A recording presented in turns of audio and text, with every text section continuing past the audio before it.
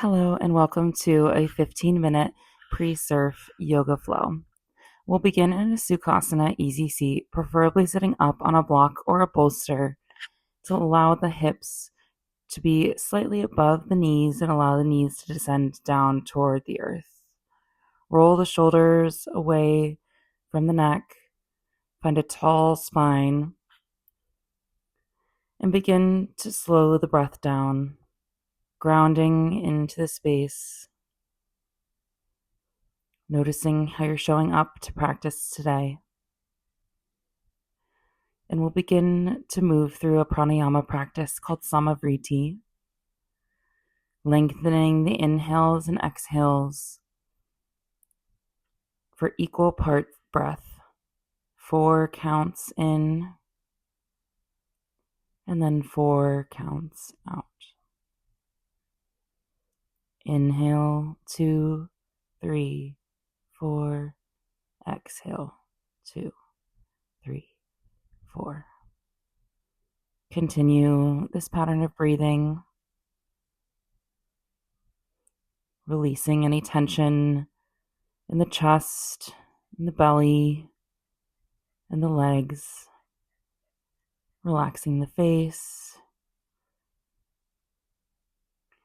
and then returning to normal breathing.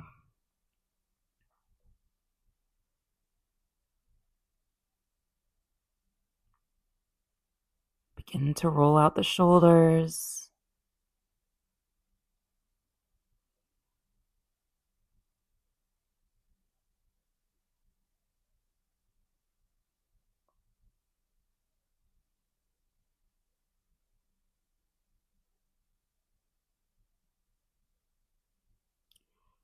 Come onto your stomach. Move the blocks out of the way or any props that you're using. Place the right arm out long to your right side. Tent the left fingertips out to your left. And then roll onto the right side of your body. You can place the left foot on the ground, really pressing the left fingers into the ground to find an opening in the right shoulder. You can relax the head down to the ground and breathe. Switch to the other side, tenting the right fingertips this time, placing the left arm long out to your left side in line with the shoulder, and then rolling on to the left side. Again, using the breath as a tool here, opening up through the shoulder.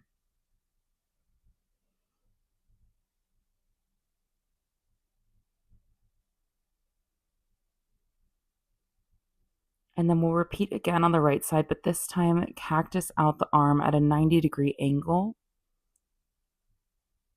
Here we're targeting more of the chest muscles to open them up, preparing our body for paddling.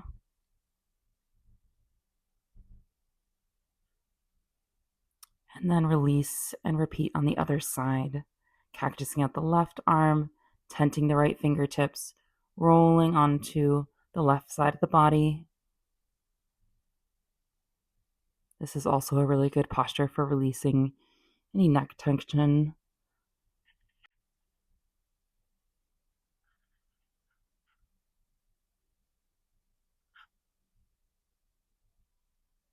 And release. Bend the right knee and place it out to the right side of your hip at around 90-degree angle. And then tent the fingertips out on either side of your shoulders and press into the floor, articulating through each vertebra of the spine in this half frog position. And through these spinal articulations, we're finding both a hip opening, a chest opening, as well as warming up the spine for additional movement. This really allows us to find more spinal extension in our paddling position. And then after 3 rounds, press your right hand into the ground, thread your left arm through, and swing the right arm out to the side for a supine twist. You can use your left hand to help your right knee descend down toward the ground And as much as you can, aim to keep both shoulders plugged into the ground to allow your chest to open more here.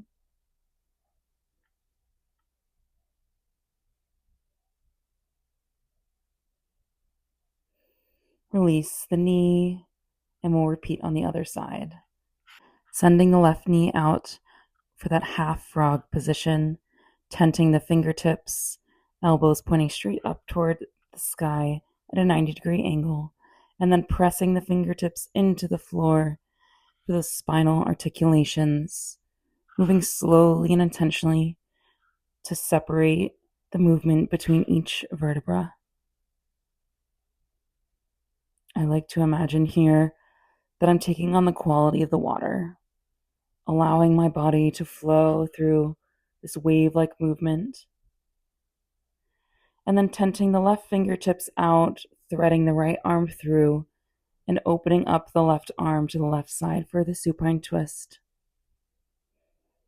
Left shoulder descends down toward the earth as my hand helps my left knee descend down toward the earth on the opposite side.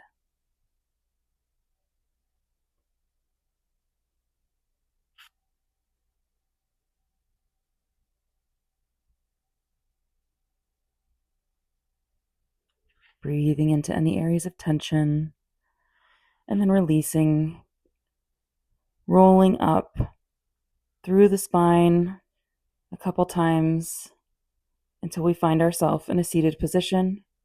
We can turn over into tabletop. Shoulders over wrists, hips over knees, running 4 90-degree angles in the body. Sacrum is neutral. And then flip the left fingers back to face your left knee and slowly begin to circle around the left wrist 3 times in each direction.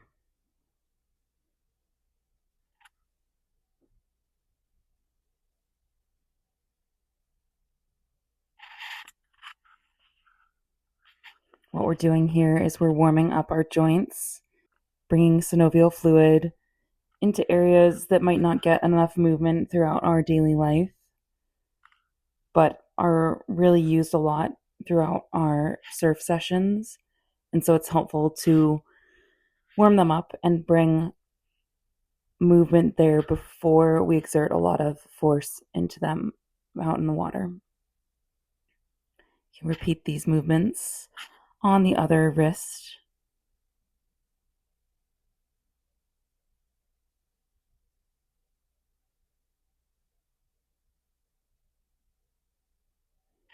And then once you've finished 3 rounds in each direction, return the wrist so that your fingertips are facing the top of the mat.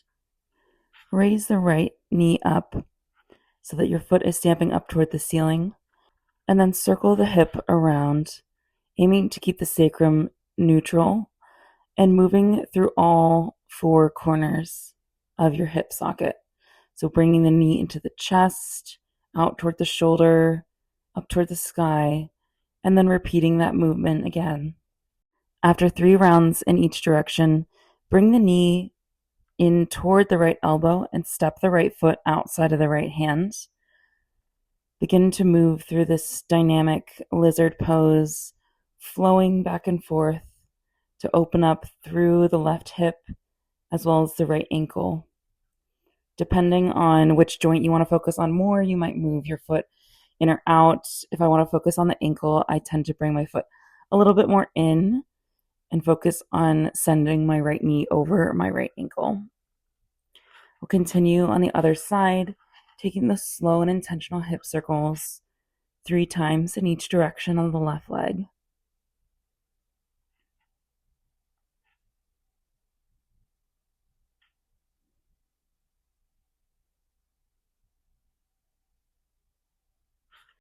After completing 3 rounds in each direction, step the left foot outside of the left hand, flowing through your dynamic lizard pose, tenting the fingertips, pressing the hips forward to open up through the right hip flexor, Or if you're focusing on the ankle joint, stepping the left foot slightly closer in toward your hip. This time, we'll bring the knee to the nose and step the foot in between the hands. Raise the arms up overhead for a low crescent lunge.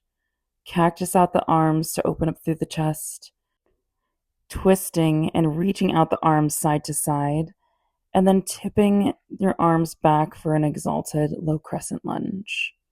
Release the hands back to the ground and repeat on the other side, kicking the leg back, bringing the knee to the nose, stepping the foot in between the hands, raising the arms up overhead for low crescent lunge, cactusing the arms, opening to T-twist toward the left side, and then exalted, tipping it back, reaching for that right hamstring. Return the hands to the mat, and we'll repeat one more time on the other side, stepping the knee in between the hands for a low crescent lunge, raising the arms up overhead, cactusing out the arms, T-twisting to the right side, tip it back for exalted, and this time, if you can also use a block here underneath your left hand, but reach back with that right arm to catch the bind of your left foot for a bound low crescent lunge. If you feel stable here, you can raise your left arm up and reaching up toward the sky, or you can keep the block there for more stability. My body was feeling really tired on this day and I was having trouble finding balance in this position, so you're always welcome to continue using the block there, play around, but kick that back foot into the hand to continue opening up through the chest in this posture. Gently release the leg down to the ground, kick the right leg back, and we'll repeat on the left side, adding on that bound crescent lunge after exalted. So low crescent, cactus the arms, T-twist to the left side, and as you reach for exalted, you can grab your block or reach back with the left hand to grab the right foot, kicking your foot into the hand to find opening through the chest. I recommend using the block here, especially if it's early morning and you're still working on opening up and warming up the body. But aim to keep a light touch in the block so that you're not dumping all your weight into your right hip, but rather keeping the right glute really engaged to support you in this back bend here. Release the hands down to the mat, widen out the knees, and release the chest down toward the thighs in a child's pose. Come back to your breath. Maybe walk the fingertips forward a little bit more. Relax the head and neck down to the mat. Send your hips back and down in space toward the ground. And then we'll close our practice today with the pranayama practice. Sitting in Virasana, I like to sit up on a block or two on the wide width underneath my sit bones. Find a tall spine. Bring the peace fingers of your right hand to your third eye. Place the thumb on the right nostril and take a deep inhale through the left nostril. And then exhale it out through the left nostril. Inhale through the left nostril. Place the ring finger down on the left nostril and exhale out through the right nostril. Inhale in through the right nostril. Hold for 4 counts. And then exhale out through the left nostril. Hold. Inhale in through the left nostril. Hold. Exhale out through the right nostril. Hold. Inhale in, right nostril. Hold. Exhale out through left nostril. Hold. Continue at your own pace with this alternate nostril breathing practice called Anulam Vilam. In this practice, we incorporate something called kumbhak, which is breath retention, both at the top of the breath and the bottom of the breath on inhales and exhales. And what we allow our bodies to do here is to find balance between the left and right brain through the different energy channels that run through either side of our body. And through our breath retention, we also find mental clarity, as well as strengthening our diaphragms and increasing our lung capacity. I find this pranayama practice to be very cleansing, balancing, and centering, which really allows us to go into the surf with confidence, calmness, and feeling mentally awakened and prepared. Thank you for showing up on your mat today. Thank you for giving yourself this practice and sharing it with me. And I hope you have a great surf session out there. Follow along for more surf yoga flows, and I'll catch you on the mat next time.